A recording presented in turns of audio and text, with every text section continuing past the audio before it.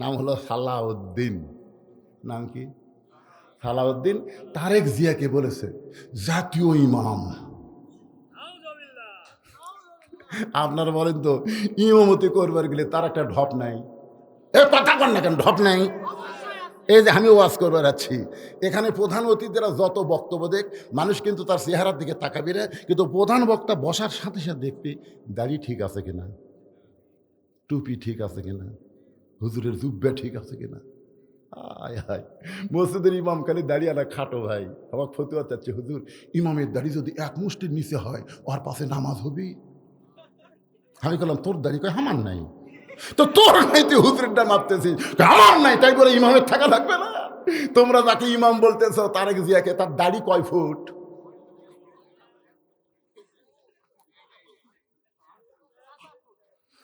একটু মনোযোগ দিয়ে ফাজলামি করা যাবে না। মুসলমানের দেশে 90 মুসলমানের দেশে কোনো ফাজলামি চলবে? একটু মনোযোগ দিয়ে কথাগুলো শুনবেন। আল্লাহর কোরআন দিয়ে যখন রাষ্ট্র চলবে, তখন প্রত্যেকটা মেম্বারকে, প্রত্যেকটা চেয়ারম্যানকে, প্রত্যেকটা এমপিকে, প্রত্যেকটা মন্ত্রীকে ওই এলাকার বড় মসজিদের ইমামতি করার যোগ্যতা থাকতে হবে। কিন্তু তোমরা মানুষের তৈরি আইন চাও, শরিয়া বিশ্বাস করো না, আর তোমাদের নেতাকে তোমরা ইমাম বলবা, এটা বাংলার মুসলমান মানতে পারবে না। জোরে কোন কথা, হে কথা বলেন না কেন? একটু মনোযোগ দিয়ে শুনবেন। ওমর ফারুক বললেন, মা তুমি কি দুঃখে 6 দিন হলে খুঁজতেছ আমাকে, সেই দুঃখের কথা একটু বলো।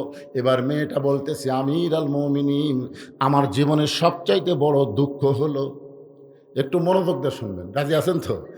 আমার জীবনের সবচাইতে বড় দুঃখ হলো, আমি 6 বছর বয়সে ঈমান গ্রহণ করছি।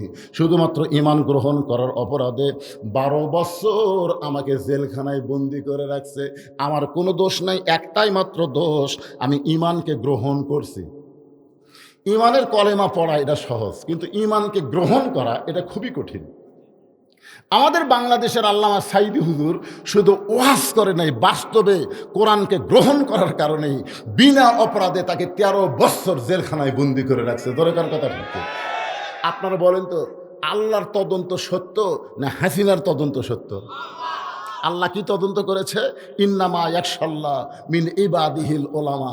বান্দা সমূহের মধ্যে আলেম বান্দারাই আল্লাহকে সবচেয়ে বেশি ভয় করে, এই তদন্ত আল্লাহ করেছে। এখন বলেন তো, সাইদি হুজুর কি বড় আলেম না? তাহলে আল্লাহর তদন্ত আলেমরা ভয় করে কাকে? আরো জোরে কন্ডে ভাই, আল্লাহর কোরআনের সঙ্গে একমত হলে বলা লাগবে, আল্লাহর আলেম বান্দারা ভয় করে কাকে? তো যারা আল্লাহকে ভয় করে তারা মানুষ খুন করতে পারে, তারা নারী নির্যাতন করতে পারে, তারা ধর্ষণ করতে পারে। তাহলে আল্লাহর ওই সাইদি হুজুরকে হাসিনা বিনা দোষে অন্যায়ভাবে 13 বছর জেলখানায় বন্দি করে রাখছে। জোরে কর কথা ঠিক কিনা? এরপরেও মনের ঝাল মিটিনি, জ্বালা বড় জ্বালা রে, আই রে জ্বালা রে। এই জ্বালার ঠেলায় জেলখানা থেকে হাসপাতালে নিয়ে গিয়ে তাকে হত্যা করা হলো। কি করলি হাসিনা, তুই হত্যা করে তোর লাভটা কি হলো? আমার এক ভাষা হয়েছে গ্রাম সম্পর্কে, আমার ভাই বলতেছে, হুজুর আপনি একটা আলেম মানুষ, আমার এই সন্তানের একটু নাম রাখেন। আমি বললাম, বাবা তোমার ছেলের নাম রাখো আবু সাইদ। যেই করছে আবু সাইদ, তুমি 500 টাকা আমার হাতত দিল। হুজুর খুবই সুন্দর নাম হুজুর, আবু সাইদের কথা মনেই নেই। হাসিনা তাড়ানোর জন্য সর্বোত্তম যিনি বাংলাদেশে জীবন দিছে, এর নাম হলো আবু সাইদ। যেরকম এর নাম কি? আমার সম্পর্কে খালা, তার এক মেয়ে, তার আবার নাতনি হয়েছে। খালা খুবই খুশি হয়ে বলতেছে, বাবা বহু তদবির করে আমার মেয়ের একটা মেয়ে হয়েছে, তুই একটা আলেম মানুষ, একটা ভালো নাম রাখতো। আমি খালা চিন্তা ভাবনার দরকার নেই, হাসি না থম। সেই খুশি হাসি না, আমার খালা খালি গড় গড় গড় গড় করতেছে। কিছুক্ষণ পরে মুখ খুলে বলতে, তুই আলেম না জালেম রে, তোর কাছে বললাম একটা ভালো নাম দে, আর তুই খুনি হাসিনার নাম দিলি। তার মানে বোঝা গেল সাইদি হুজুর কিয়ামত পর্যন্ত মানুষের অন্তরে মহব্বতের জায়গা নেবে, তুই হাসিনা ঘিন্না। ধরে কর কথা ঠিক, কথা কর না। বেঁচিয়া থাকাও ওর নামে কেউ মেয়ের নাম রাখবে না, অন্তত 50 বছর। আল্লাহর বান্দার একটু মনোযোগ দিয়ে শুনবেন। ওমর ফারুক বলতেছেন, মা কি দুঃখ তোমার মনে, একটু ভালো করে বলো। মেয়েটা বলতেছে আমিরাল মুমিনিন, আমি 6 বছর বয়সে ঈমান গ্রহণ করেছি। শুধু ঈমান গ্রহণ করার অপরাধে 12 বছর আমাকে জেলখানায় বন্দি জীবন কাটাতে হয়েছে। সকালবেলা 3টা করে চাবুক মারছে, বিকালবেলা 3টা করে চাবুক মারছে। আমার দেহের এমন কোনো জায়গা নাই যেই জায়গায় চাবুকের আঘাত লাগে নাই। ইয়া আমিরাল মুমিনিন, আমি যেই দেশের জেলখানায় বন্দী ছিলাম ওই দেশের নাম হলো রোম দেশ। আপনি কিছুদিন আগে রোম পারস্য দখল করে ঘোষণা করলেন। মুসলমান যখন কোনো রাষ্ট্র দখল করবে ওই রাষ্ট্র তখন আল্লাহর কোরআন দিয়ে চলবে, আর আল্লাহর কোরআন দিয়ে যখন কোনো রাষ্ট্র চলবে ওই রাষ্ট্রে জেলখানার কোনো দরকার নেই। আপনি জেলখানার দরজাও মুক্ত করে দিলেন। আমি জেলখানার দরজা মুক্তি পাইয়া আমি কোথায় যাব? কারণ আমার দাদা খ্রিস্টান, আমার বাবাও খ্রিস্টান, যেই দেশে জন্মগ্রহণ করেছি ওই দেশের সবাই খ্রিস্টান। এখন আমি কোথায় যাব? আজকে 6 দিন হলো 2 পাহাড়ের মাঝখানে খুঁজতেছি। যদি আপনাকে পাই, আপনার কাছে এই দুঃখিনী মেয়েটা একটু আশ্রয় চায়। ওমর ফারুক চোখের পানি বের করে বললেন, মা আমি তোমাকে আশ্রয় দিবার পারবো না। মেয়েটা বলতেছে আমিরাল মুমিনিন, আমি শুনেছি জেলখানায় আপনি একজন মহামানব, আর মহামানব হয়ে আমার মতন দুঃখিনী মেয়েকে আশ্রয় দিবার পারবেন না। ওমর ফারুক বললেন, মা ইসলাম কাউকে আশ্রয় দেয় না, বরং ইসলাম মানুষকে অধিকার দেয়। লিল্লাহে তাকবীর। আপনারা গুরুত্ব দিয়ে শোনেন নাই, ইসলাম কোনোদিন আশ্রয় দেয় না, ইসলাম দেয় অধিকার। আপনারা বলেন তো, ইসলামে অধিকার আছে না নাই? গরিবের অধিকার, ধনীর অধিকার, পুরুষের অধিকার, নারীর অধিকার, মেয়ের অধিকার, ছেলের অধিকার, বাপের অধিকার, মায়ের অধিকার ইসলামে আছে না নাই? আজকাল কতকগুলো বলতেছে, ওই যে হুজুররা আল্লাহর কোরআন লে সংসদত যাবি, তোর কো ঘরের মধ্যে বাড়াবার দিবি না, দরজার তালা মেরে থুবি।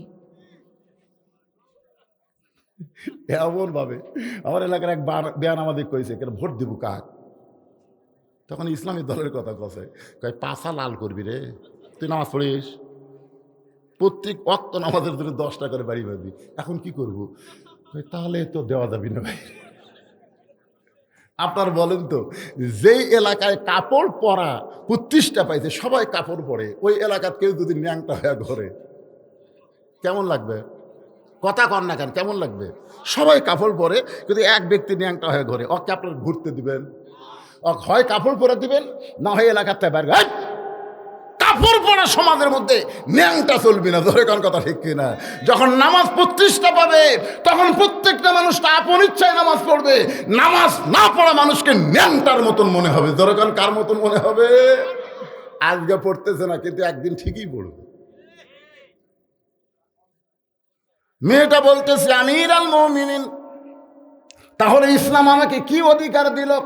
ওমর ফারুক বললেন, মা তোমার বয়স কত? এদিকে কথাকে বলতেছে ভাই, এই মাহফিল কমিটির ছেলেরা কোথায়? তোমরা মাহফিল কমিটির ছেলে, এদের মধ্যে একটা চিন্তা কাজ করতেছে। এর আগে কোনো বক্তা ওয়াজ করে আসছিল, কিছুক্ষণ ওয়াজ করার পর থেকে লোক ওঠা শুরু হয়েছিল। তারা চিন্তা করতেছে, আমাকে তো একটা কালেকশন আছে পারে, চাদর কালেকশন। হুজুর কি যে করবি, লোক থাকবি না উঠবি, এরকম একটা চিন্তা কিন্তু এর মধ্যে কাম করতেছে, বুঝলেন? এরা খেলে চারিদের ঘুরতেছে, এই সাদুল্লাহ ভিতরে যাও, যা 5 মিনিটের মধ্যে কাম সেরে একটা আওয়াজ হবে। জোরের কথা ঠিক কিনা? এই ভিতর এই এই এই এই এটার দরকার নেই ভাই। ছেলে ফেলে আপনার কাছে এই গান বাজনা না করে প্রত্যেক বছর কোরআনের মাহফিল করবে, এতে কি আপনারা খুশি না বেজার? কারা কারা খুশি? 2 হাত তুলে আল্লাহকে দেখায়, লিল্লাহে তাকবীর। হাত নামান। এই ছেলেরা যাচ্ছে ব্যাগ নিয়ে, আপনার 10 টাকা 20 টাকা 50 টাকা যাই যা পারবেন, এই উঠলো কে? একজন উঠবেন না, শুধুমাত্র এই কমিটির ছেলে ছাড়া আপনারা কেউ উঠবেন না ভাইজান। যদি কেউ ওঠে, অযথা ওঠে, হ্যাঁ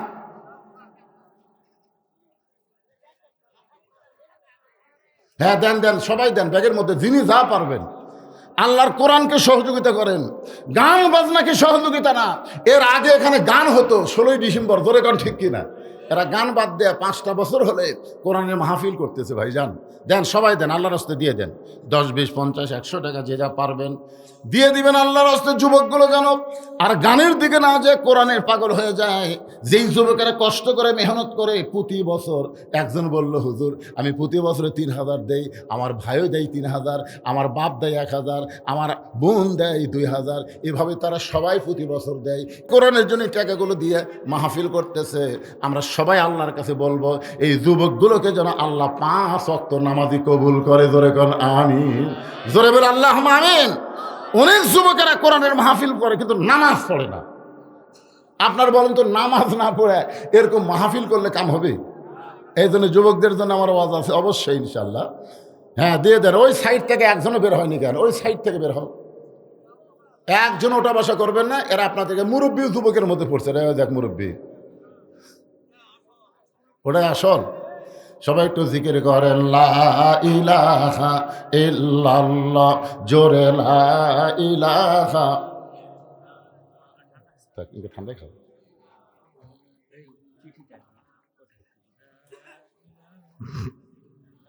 লা ইলাহা ইল্লাল্লাহ, লা ইলাহা ইল্লাল্লাহ, লা ইলাহা ইল্লাল্লাহ, জোরে লা ইলাহা। মহিলাদের তালিম করা যাবে কি না? আরো 2টা প্রশ্ন আছে, দেন, আপনিও দেন, একসাথে সবগুলোর উত্তর দেবো আমি। হ্যাঁ, এখানে প্রথম প্রশ্ন যেটা দেওয়া হয়েছে, মহিলাদের তালিম করা যাবে কিনা, মহিলাদের তালিম করা। আর একটা প্রশ্ন হলো, মৃত মহিলাদেরকে ব্যক্তিকে কোন কোন পুরুষ লোক দেখতে পারবে, মরার পরে কোন কোন পুরুষ দেখতে পারবে? আসলে মরার পরে যাদের দেখা যায় না, জেতা অবস্থাও চলবে না, তোর এখন ঠিক কিনা? কিন্তু আমাদের বাংলাদেশে পর্দাটা অন্যরকম হয়ে গেছে। যে মেয়েটা জীবিত অবস্থায় পর্দা করেনি, মরার পরে আমাদের কাহালুতে তাকে 5 কাপড় দেয়। আপনাকে এলাকার মেয়েরা মরলে কয় কাপড় দেয়? 5 কাপড়ে দেয়। আবার দেখবেন খাটনির মধ্যে যখন 5 কাপড় দিয়ে মেয়েদেরকে শোয়ায় রাখে, তখন কিন্তু সবাই বলে মেয়েদের লাশ দেখা হারাম। মেয়েদের কি দেখা হারাম? লাশ দেখা হারাম। তখন দৌড়ে এসে চাদর দিয়ে খাটনি ঢাকে। আপনার কাছে মেয়ে মানুষ মরে গেলে চাদর দিয়ে খাটনি ঢাকে না? ফেরেশতারা বলতেছে, আল্লাহ, এই মেয়ে যখন জীবিত আসলো গোটা পাড়া ঘুরিছে, আর মরার পরে 5 কাপড় দিয়ে চাদর দিয়ে খাটনি ঢাকলো কেন? আল্লাহ বলতেছে, দেশের নাম বাংলাদেশ রে, ওই দেশের মেয়েরা বাঁচতে মানে না রে, মরার পরে মানে রে, মরার পরে। তাহলে এটিতে প্রশ্ন করলেন, মহিলারা মৃত্যু যাওয়ার পরে কোন কোন ব্যক্তি দেখতে পারবে না? মরার পরে খালি দেখতে পারবে না, যত অবস্থাও পারবে না। ধরুন ঠিক কিনা? দুটাই শোনা লাগবে না? 3 নম্বর প্রশ্ন হলো যে মৃত মহিলা ব্যক্তিকে আতর দেওয়া যাবে কিনা? মহিলা মারা গেলে তাকে আতর দেওয়া যাবে কিনা? মারাত্মক প্রশ্ন, তারপরে উত্তর দেওয়া হবে ইনশাআল্লাহ। এটা কি সকলের প্রশ্ন না একজনের প্রশ্ন? সকলের পক্ষ থেকে মহিলারা প্রশ্ন করছে, মহিলাদের কি দেওয়া লাগবে? কারণ আমাদের মহিলাগুলো যদি ভালো হয়ে যায়, তাহলে মরদগুলোর কোনো টেনশন নেই, কোনো টেনশন নাই। আমরা সারাদিন কাজকাম করে চিন্তা ভাবনা নিয়ে বাড়ির যখন আসি, আসার পরে বইয়ের সাইজ দেখলে আমাকে মেজাজ আরো বিগড়া যায়।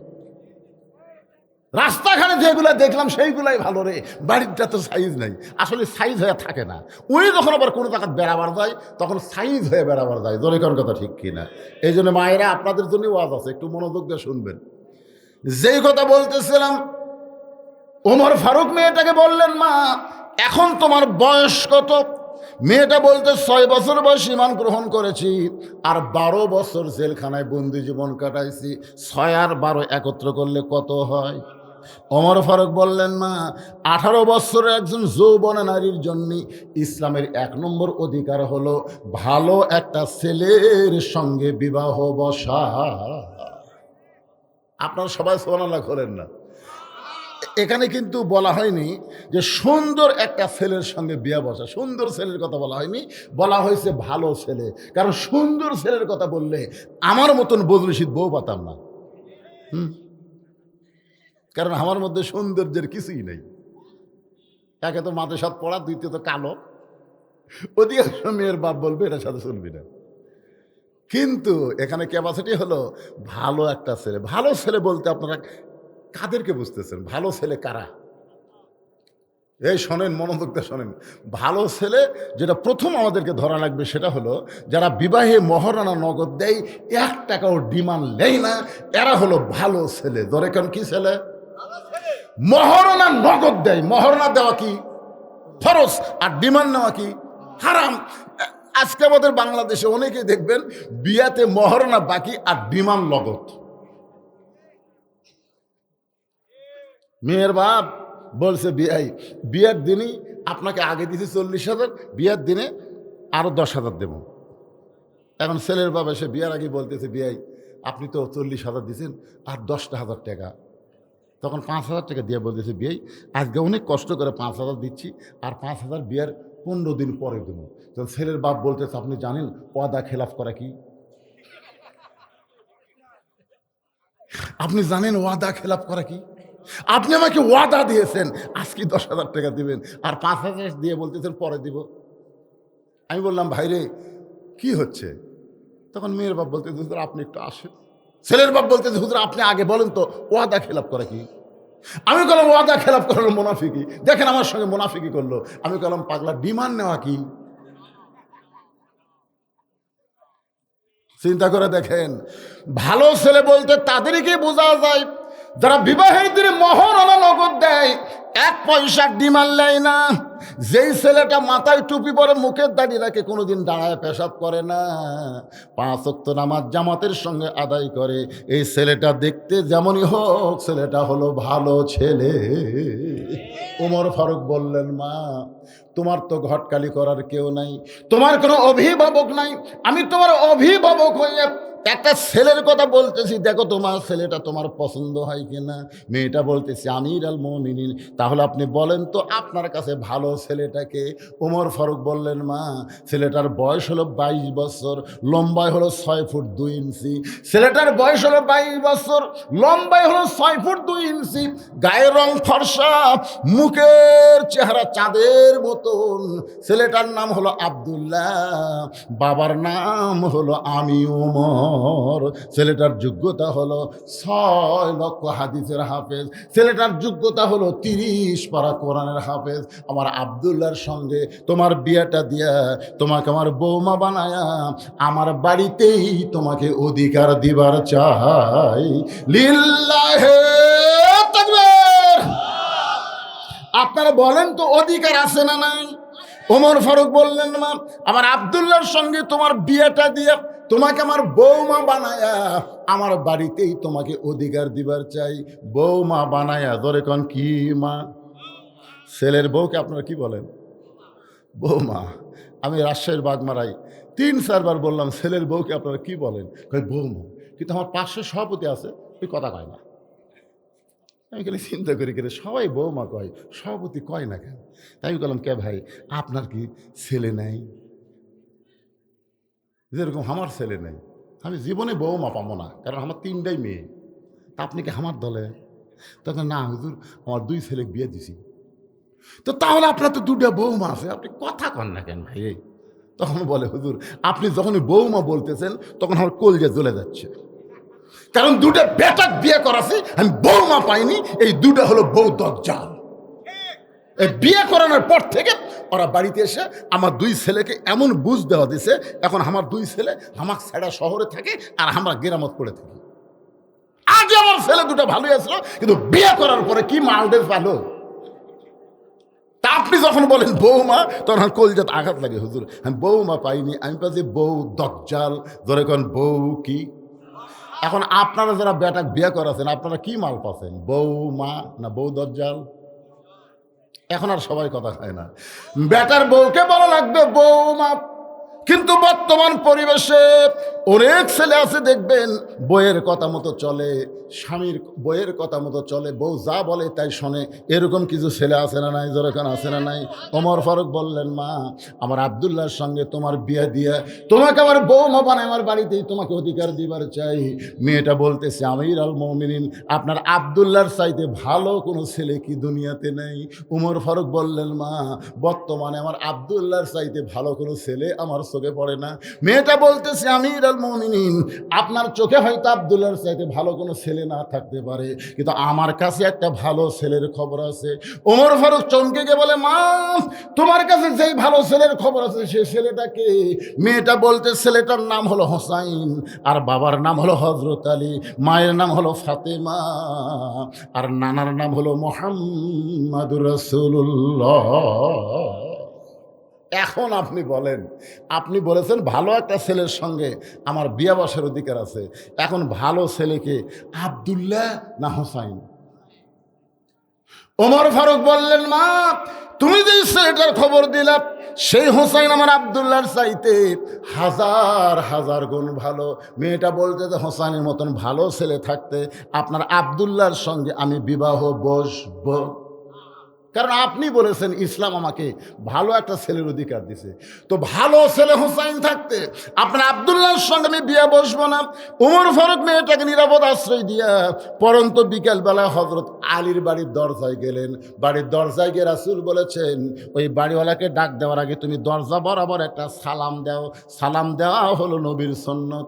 আপনার যখন কারো বাড়ি যাবেন, বাড়ির দরজা দিয়ে কি দিবেন? আসসালামু আলাইকুম ইয়া আহলাল বাইত।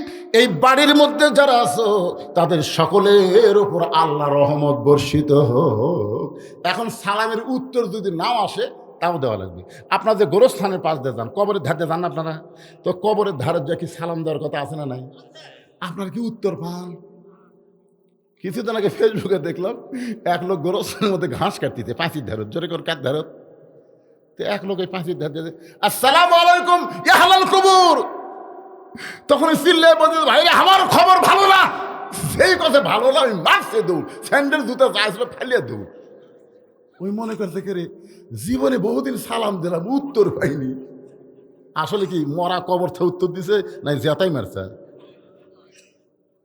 উত্তর পান বা না পান, সালাম দেওয়া হলো নবীর সুন্নত। আসসালামু আলাইকুম ইয়া আহলাল কুবুর। হযরত আলী দরজায় গিয়ে সালাম দেয়, আসসালামু আলাইকুম ইয়া আহলাল বাইত। এই সালাম দেওয়ার পরে হযরত ওমর একটা আয়াত পড়লেন, কোরআন থেকে একটা আয়াত পড়লেন, আম্মা সাইলা ফালা তানহার। আলী চমকে গেল, কে যে সালাম দিল সেটা তো হযরত ওমর, কিন্তু এই ফকিরের আয়াত কেন পড়ল? কিসের আয়াত? ফকিরের আয়াত, আম্মা সাইলা ফালা তানহার। হযরত আলী দরজা খুলে বলতেছে, ও আলাইকুম আসসালাম ইয়া আমির আল মুমিনিন, আপনি কবে থেকে আবার ভিক্ষা শুরু করলেন? ওমর ফারুক বলে, আলী রে, জীবনে যেই বিপদে পড়িনি আজকে সেই বিপদে পড়ছি। বলে, কি বিপদ? বলে, আমার জীবনে আমি কোনোদিন ঘটকালি করি নাই, আজকে তোমার হোসানের ব্যাপারে একটু ঘটকালি করতে চাই। আলী বলতেছেন, আলহামদুলিল্লাহ, আপনার মতন মহান ব্যক্তি যদি ঘটক হয় পাত্রী অবশ্যই ভালো হবে। সুবহানাল্লাহ কন না কেন? ঘটক যদি ভালো হয় পাত্রী খারাপ হবে না ভালো হবে? এখন আমাদের বাংলাদেশে ঘটকের সাইজ দেখছেন, মিসাই মাথার টুপি দিয়ে 10 বিঘা জমি এক টানা কয় 60 বিঘা। ছেলের বাপে 60 বিঘা জমি ভাই। শহরে সেই বাসা, বাসা কিন্তু তিন শেড।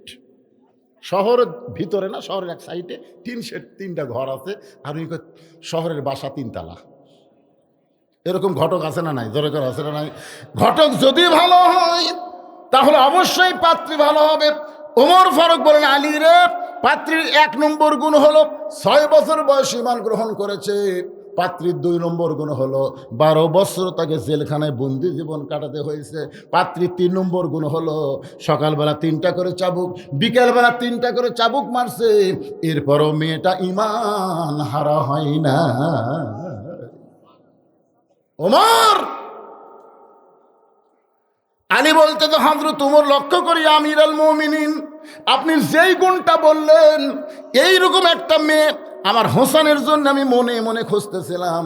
আমার হোসেনের জন্য আমি মনে মনে খুঁজতেছিলাম যে মেয়েটার 1 নম্বর গুণ হলো 6 বছর বয়স ঈমান গ্রহণ করছে, 2 নম্বর গুণ হলো 12 বছর ঈমানের পরীক্ষা দিয়েছে, 3 নম্বর গুণ হলো সকালবেলা 3টা চাবুক, বিকেলবেলা 3টা চাবুক মারছে, এরপরও ঈমান হারা হয় নাই। আমি মনে মনে এমন একটা মেয়ে খুঁজতেছিলাম।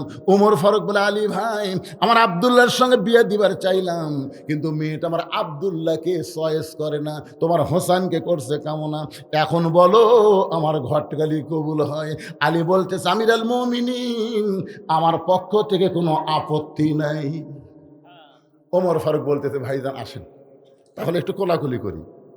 হজরত উমর আর হজরত আলী যখন কোলাকুলি করতেছে, এমন সময় হোসেন ঘর থেকে বার হয়ে বলতেছে, মুরব্বীরা, আপনার যেইভাবে কোলাকুলি করতেছেন মনে হয় বিয়া আপনারাই করবেন। ওমর ফারুক বলে, হোসেন মুখ সামলে কথা বলবে, আমিও তোমার মুরব্বী, তোমার বাবাও তোমার মুরব্বী, আমরা দুই মুরব্বী মিলে যদি কোনো সিদ্ধান্ত নেই, তুমি কি সিদ্ধান্ত মানবা না? হোসেন বলতেছে, ইসলামে বেশি মুরব্বী মানা যাবে না, মুরব্বীকে সম্মান করা যাবে, মুরব্বী জানা যাবে, কিন্তু মানার মুরব্বী একজনই, তিনি হলেন আমার নানা। জোরে কান সুবহানাল্লাহ। যাকে তাকে মুরব্বী মানলে তবলিগের অবস্থা দেখছেন, দুটা মুরব্বী মানার সাথে সাথে মারামারি। আগে কিন্তু মারামারি ছিল না। মুরব্বী যাকে থেকে মানা যাবে না, যাকে তাকে নেতাও মানা যাবে না। জোরে কোন কথা ঠিক কিনা? আল্লাহ কোরআনে বললেন, কুল, হে রাসূল আপনি বলেন, ইন কুনতুম তুহিব্বুনাল্লাহ ফাত্তাবিউনি ইউহিব্বুকুমুল্লাহ ওয়া ইয়াগফির লাকুম যুনুবাকুম ওয়াল্লাহু গফুরুর রহিম। ওমর ফারুক বলে, হোসেন তুমি কি বলবার চাও? হোসেন বলতে যে, কয়েকদিন আগে আমি স্বপ্নে দেখলাম আমার নানা ঘরের মধ্যে আরাম করতেছে। আমি দরজা গিয়ে বললাম, নানু ভাই, আমি হোসেন একটু আপনার কাছে যাবার চাই। আমার নানা বলে, হোসেন রে, খবর দেয় তুই বিরক্ত করিস না, আমি এখন জান্নাতের মধ্যে আরাম করতেছি। আমি হোসেন চমকে গেলাম, যেই নানা ভাঙ্গা ঘরের মধ্যে কথা বলে সেই নানা জান্নাতে আরাম করতেছে। এটা কেমন জান্নাত দেখার জন্যে জানলার ফাঁক দিয়ে তাকায় দেখি আমার নানি উরাতকে বালিশ বানিয়ে দিয়েছে, আর সেই উরাতের উপর আমার নানা শুয়ে আছে। আমি রাগ করে বললাম, নানু ভাই, নানির উরাতকে বালিশ বানায় শুয়ে থাকলে কি জান্নাতে থাকা যায়? আমার নানা বললেন, হোসাইন তুই ছোট্ট মানুষ, তুই বুঝবি না, তোর নানির মতন বউ যদি কেউ ঘরে পায়, ওই ভাঙ্গা ঘরটা আল্লাহর জান্নাত হয়ে যায়। ইয়া আমিরুল মুমিনিন, আমি সেই দিন সিদ্ধান্ত নিয়েছি, আমার নানা যেমন বিয়ে করেছে আমি তেমনই একটা বিয়ে করব। আমার ভাঙ্গা ঘরকে আল্লাহ যেন জান্নাত বানায়। কারণ ভাবিয়া করিও কাজ, করিয়া ভাবিও না। বিয়ার আগেই ভাবা লাগতে হবে, বিয়ার পরে ভাবা যাবে। আজকাল অধিকাংশ পোস্তার কারণ হলো সেই রকম সুন্দরী ঘর, আর সোপা খোপা দেখে কাম সারছে। আপনারা জানেন হোসেনের বড় ভাইয়ের নাম কি? মাঝে মধ্যেই গোপনে গোপনে কাঁদত। একদিন হোসেন বললেন, হাসান ভাই, আপনি বিয়ার আগে ভালোই আছিলেন, বিয়ার পরে এরকম গোপনে গোপনে কাঁদেন কেন? হাসান বলতে, তুই বুঝবি না। হোসেন বলে, না, একসাথে থাকছি, একসাথে নানার কাছে গেছি, একসাথে আমরা দুই ভাই বড় হচ্ছি, কি জন্য আপনি কাঁদেন আমাকে বলেন? হাসান বলতে, ভাই হোসাইন, আমি একটা বিয়ে করছি ভাই, আমার বউটা ভালো না, এই বইয়ের অত্যাচারে আমার গোপনে গোপনে কান্না করা লাগতেছে। হাসান রাদিয়াল্লাহু যাকে বিয়ে করেছিল, এই মেয়েটার নাম হলো জায়েদা। জোরেগার নাম কি? ওই জায়েদার জীবনে পড়ে দেখবেন কুটনি, এর কথা ওর কাছে, ওর কথা ওর কাছে, এতটুকু কথা এত বড় করেছি। এরকম মেয়ে মানুষ আছে না নাই? জোরেগান আছে না? এখন ভিক্ষা করে আছে ফকুর মেয়ে, মা চারটা ভিক্ষা দাও। বেটার বউ বলতেছে, চারটা না, 4 সের দেবো। ফকুরনি কয়, কে মা 4 সের দিবা কেন? শাশুড়ি আমার গাল দেয় অন্য বাড়ি পান খাবার কাছে, এই সুযোগে তুমি হচ্ছে তোমাকে 4 সের চাল দেবো, সংসার ঢুসে দেবো। কিন্তু ফকুরনির বেটি শর্ত হলো, এ কথা চাল কাউরে কয় না, তোমার 4 সের চাল দিলে বেড়া তো কাউরে করে। ফকুরনি আমার কি ঠেকা পড়তে বা, সারাদিন ভিক্ষা করে 2 সেরই পাই না, আরে একবারই 4 সের দরকার নেই, কাকু কম। ওই 4 সের চাল পায়া রাস্তাতে যাচ্ছে আর বলতেছে, ওই বাড়ির বেটার বউ 4 সের চাল দিল, কাউরে গান কয় না, আমার কি ঠেকা পড়ছে, কাকু কম। এক লোক বলে, ফকুরনির বেটি কি হয়েছে, একলা একলা গল্প করে, ওই যে বাড়ির বেটার বউ গো আমাকে 4 সের চাল দিয়ে কইছে, কাউরে দাঁড় কয় না, কাউরে কম না, যাকি ভাই তাকি কয়, যাকি ভাই তাকি। চিন্তা করে দেখেন, যেই ফকুরনি একটা ঝোলার চাল সামলাবার পারে না, যাক্তারে কয়, সেই ফকুরনিক যদি বাংলাদেশ সামলাবার দেন, এই সামলাবার পারবি?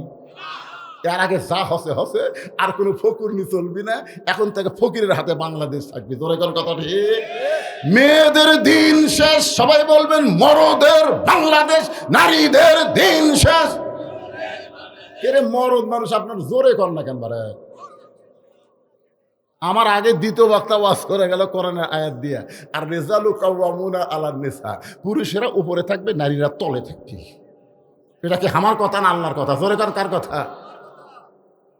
এখন জ্বালানি অস্তালি ঘর বানাচ্ছে ওই পদ্মার চরে, মাছ ধরে বিক্রি করে। হঠাৎ একদিন উঠছে ঝড়, চাটাইয়ের ঘর, 1 ঘন্টা হয়ে যায় ঝড় থামে না, ধুলাবাড়ি এমন হলে উঠতেছে, জ্বালাকায় আমার পেশাব লাগছে। জানেনি বলতেছে ইন্নাল্লাহ মাস সাবিরিন, ধৈর্য ধরেন, দরজা খোলা যাবি না, বালু এসে সব মাকে দেবে। যারা ইন্নাল্লাহ মাস সাবিরিন পড়তেছে কিন্তু পেশাব বুঝতেছে না ভাইরে। না রে, যতই পড়ি খালি কটকট করে, ঘরের কোনাত করি, বউ কয় না এত বড় মানুষ ঘরের কোনাত পেশাব করবেন, দুর্গন্ধ লাগবে। যারা স্বামী কয় তাহলে কি করবো রে, বউ বলতেছে একটা কাম করেন, আপনি আমার কান্দর চড়েন, সেটা উপরে তালায় কাটে আপনার যন্ত্র মোতাবেক একটা সেট করেন। বউয়ের কান্দর চড়া স্বামী যন্ত্র মোতাবেক সেট করে পেশাব করছে, 1-8 ঘন্টা হয় ঝড় থামে না। বউ বলতেছে আমারও তো লাগছে গো, স্বামী বলতেছে সেট করাই আছে, খালি উঠবো আর কাম সারবো, তোকে নতুন করে সেট করা লাগবে না।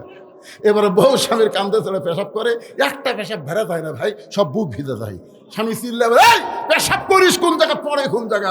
বউ কই মরার স্বামী জানো না সব জায়গায় সমান অধিকার চলে না, ধরে কোন কথা ঠিক না, সব জায়গায় সমান অধিকার চলবে। একটু মনোযোগ দিয়ে শুনবেন মা, আপনি যখন মা হবেন তখন আপনার দাম বাবার চাইতে বেশি, কারণ মায়ের পায়ের তলি সন্তানের জান্নাত। আলহামদুলিল্লাহ বলেন। যে কথা বলতেছিলাম একটু খেয়াল করেন। হোসাইন বলতেছে আমিরুল মুমিনিন, বিয়ে যদি করতে হয় আমার নানা যেমন বিয়ে করছে, আমি তেমন একটা মেয়েকে বিয়ে করতে চাই। ওমর ফারুক বলতেছে হোসাইন, আমি যে মেয়ের ঘটকালি করতেছি এই মেয়েটা ভালো হবে, তোমার নানির মতোই হবে। হোসাইন দৌড়ে গিয়ে বাবার হাত ধরে বলতেছে আব্বা আপনি বলেন তো আমার মা আপনার কেমন বউ, আমার মা আপনার কেমন বউ ছিল বাবা, আপনি যেমন বিয়ে করে আপনি খাতুনে জান্নাত পাচ্ছেন। সুবহানাল্লাহ কর না কেন? আমার মা হচ্ছে খাতুনে জান্নাত, আপনার দুনিয়ার বাড়িটাও জান্নাত। আমার নানা যেমন বাড়ি জান্নাত করছে আমিও তেমন একটা বিয়ে করতে চাই। ওমর ফারুক বলেন হোসাইন আমি যে মেয়ের ঘটকারি করতেছি বাবা এই মেয়েটাও ভালো। হোসেন বলতেছে আমিরুল মুমিনিন, আমি সেই মেয়েকে বিয়ে করব যে মেয়ে আমার 3টা প্রশ্নের উত্তর দিবার পারবে। ওমর ফারুক বলে বাবা কি 3টা প্রশ্ন? হোসেন বলতেছে আমি যাকে বিয়ে করব তার সামনেই প্রশ্ন করব, অন্য কাউকে কোনোদিন প্রশ্ন শোনাবো না। ওমর ফারুক বলে আলী রে, হোসেন যে 3টা প্রশ্ন করবে তোমার কি জানা আছে? আলী বলতেছে জীবনের প্রথম শুনলাম। ওমর ফারুক বলে যে প্রশ্ন তো উত্তর তুমি জানো না, প্রশ্নই জানো না, আমি ওমরও শুনি নাই, তাহলে মেয়েটা কেমনে উত্তর দিবে? ওমর ফারুক কাঁদতে কাঁদতে মেয়েটার কাছে গিয়ে বললেন মা আমার আব্দুল্লাহকে বিয়ে কর মা, তোর জীবন শান্তিময় হবে। মেয়েটা বলতেছে আমিরুল মুমিনিন খালি একটা বার বলেন আপনার আব্দুল্লাহ হোসেনের চাইতে ভালো, তাহলে আমার কোনো আপত্তি নাই। ওমর ফারুক বলতে যেটা নয় সেটা কেমনে বলবো? মেয়েটা বলতেছে আপনি কিন্তু বলেছেন ইসলাম আমাকে ভালো ছেলের সঙ্গে বিয়ে বসার অধিকার দিয়েছে, তাহলে হোসাইন ভালো থাকতে উমরকে আব্দুল্লাহকে কেন বিয়ে করব? ওমর ফারুক বলে মা হোসাইন সেই মেয়েকে বিয়ে করবে যে 3টা প্রশ্নের উত্তর দিবার পারবে, যেই প্রশ্ন তার বাবাও কোনোদিন জানে না, আমিও কোনোদিন শুনি নাই, তাহলে তুমি কেমনে উত্তর দিবা? মেয়েটা ঘরের ভিতর থেকে বলে আমিরুল মুমিনিন হোসেন কি 3টা প্রশ্ন করবে আমি জানি না, তবে আমার ঈমান বলতেছে আমি না পারলে আমার আল্লাহ পারাবে। লিল্লাহি তাকবীর। ইন্নামাল মুমিনুনা আল্লাযীনা ইযা যুকিরাল্লাহু ওয়াজিলাত কুলুবুহুম ওয়া ইযা তুলিয়াত আলাইহিম আয়াতুহু জাদাতুহুম ঈমানাও ওয়া আলা রাব্বিহিম ইয়াতাওয়াক্কালুন। মেয়েটা কি কইছে যে হোসেন কি 3টা প্রশ্ন করবে আমি জানি না, কিন্তু আমার ঈমান বলতেছে। তোরে কোন কি বলতেছে? ঈমান বলতেছে আমি না পারলেও। আজকে আপনাদের ঈমান কি বলতেছে? খালি সারা জীবন কোরআনের ওয়াজই শুনে যাবেন। বাস্তবেই কোরআন বাংলাদেশে দেখার ঈমান আপনাদের আছে না নাই? তোরে কোন আছে না নাই? ঈমানের বলে বলিয়ান হয়ে কথা বলা লাগবে ভাইজান। আগের দিন বাঘে খাসে, আগের দিন বাঘে খাসে। ওই আপনার ধরে চাষটার গল্প করেন, এমনি এমনি কাম হবে। চারিদিকে তাকায় দেখেন পরিবর্তনের ছোঁয়া লাগছে। জোরে কর কথা ঠিক কিনা? আর সেই দিন নাই, মানুষ এখন বোঝা শুরু করছে। মানুষ এখন বোঝে আমার ভোট আমি দিব, যাকে খুশি তাকে দিব, সেই দিন আর নাই। আমার ভোট আমি দিব, ভালো মানুষ দেখে দিব। জোরে কন কথা, কথা কন না গান। হ্যাঁ আল্লাহর বান্দারা একটু মনোযোগ দিয়ে শোনেন। মেয়েটা যখনই বলেছে আমিরুল মুমিনিন হোসেন কি 3টা প্রশ্ন করবে আমি জানি না, তবে আমার ঈমান বলতেছে আমি না পারলেও আমার আল্লাহ পারাবে। সঙ্গে সঙ্গে ওমর ফারুক এক দৌড় এসে বলতেছে আলী ভাই। আলী বলতেছে এখনই কান্দতে কান্দতে গেলেন, আবার আছেন ওমর ফারুক বলতেছে তারিখ কর্ম। হোসেন ঘরের থেকে বের হয়ে বলে কিসের তারিখ? ওমর ফারুক বলে বিয়ার তারিখ না রে, বিয়ার তারিখ না। তুমি যে 3টা প্রশ্ন করবা তার উত্তর দিবার পারবে কি পারবে না তারই তারিখ। আলী বলতেছে যেই প্রশ্ন আমি জীবনে শুনিনি, আপনিও জানেন না, আর সেই প্রশ্নের উত্তর মেয়ে দিবি? ওমর ফারুক বলতেছে আলী, মেয়েটা এমন কথা বলেছে ইমানের বলে বলিয়ান হয়ে, আমার বিশ্বাস মেয়েটা একলা নাই, মেয়েটার সঙ্গে আমার আল্লাহ আছে। জোরে কর না সুবহানাল্লাহ। আপনার বলেন তো, যার সাথে ইমান আছে, যার ভিতরে ইমান আছে, তার সাথে আল্লাহ আছে না নাই? মাশাআল্লাহ। অহুয়া মাকুম, অহুয়া মাকুম আইনামা কুনতুম। একটু খেয়াল করবেন ভাইজান, ইমানের দাবি যদি কোরবানি হয়, সেই দাবি ঘরে বসে থাকা নয়। ইমানের দাবি হলো কিছু বিনিময়, সেই বিনিময় যদি কলিজার ঘাম হয়, সেই ঘাম দিতে যেন তৈরি থাকি। ওগো দয়াময় আমার আল্লাহ দয়াময়। আল্লাহু আকবার। নির্দিষ্ট তারিখ মোতাবেক প্রশ্নের উত্তরের তারিখ, নির্দিষ্ট তারিখ মোতাবেক ডান পাশে হযরত ওমর বসে গেছে, ডান পাশে কে? আর বাম পাশে হযরত আলী, আর মাঝখানে হলো হোসাইন। বসার সাইজটা খেয়াল করেন, ডান পাশে হযরত ওমর বসে গেছে, বাম পাশে হযরত আলী, মাঝখানে হোসাইন। সামনে একটা চাদর দেওয়া হয়েছে, চাদরের ওই পারে ওই 18 বছরে যুবতী মেয়েকে বসানো হয়েছে। এখন আপনাদের কাছে আমার প্রশ্ন হলো, সামনে চাদর দেওয়ার কারণ কি? সবাই বলা লাগবে, সামনে চাদর দেওয়ার কারণ কি? আরো জোরে, জোরসে বলুন। এই যে বেগম মমতাজ, নাম শুনছেন আপনারা? সংসদের মধ্যে একটা গান গাইছিল আল্লামা শফি হুজুর, আল্লামা শফি রহমতুল্লাহ আলাইকে লক্ষ্য করে। শফি হুজুর নাম শোনেনি? আগে হেফাজতের দিনে আমির ছিল শফি হুজুর। এই শফি হুজুরকে লক্ষ্য করে 2 টাকার মমতাজ একটা গান গাইছিল। ওরে শরীয়তের মাওলানা, সব 2টা করলা কানা, মনের পর্দা বড় পর্দা তোমরা খুঁজে পাইলা না, তেতুল হুজুর বুঝলো না। আল্লামা শফি রহমতুল্লাহ আলাইকে বলেছে তেতুল হুজুর। জোরে কোন কি হুজুর? আর গানের মধ্যে কি বলছে? মনের পর্দা বড় পর্দা তোমরা খুঁজে পাইলা না। মনের পর্দা যদি বড় পর্দা হয়, ওমর ফারুকের মন ভালো না খারাপ? কথা তাই বলতেছেন না, তাকে খারাপ মনে করতেছেন? ওমর ফারুকের মন ভালো না খারাপ? হুসাইনের মন ভালো না খারাপ? আলীর মন ভালো না খারাপ? তাহলে সামনে চাদর দিয়ে কি বুঝাইল? মনের পর্দা পর্দা না, পর্দা হলো আল্লাহর আইন। পর্দা কার আইন? আল্লাহর আইন রে ভাই। আজকে পর্দার আইন চালু না করে এখন অ্যাসিড মারলে মৃত্যুদণ্ড, ধর্ষণ করলে মৃত্যুদণ্ড, যত আইন করেন কাম হবে না। কারণ ঘরের মধ্যে শুটকি মাছ রেখে বিড়ালের উপর আইন দিচ্ছেন, শুটকি খালে 20টা ব্যথা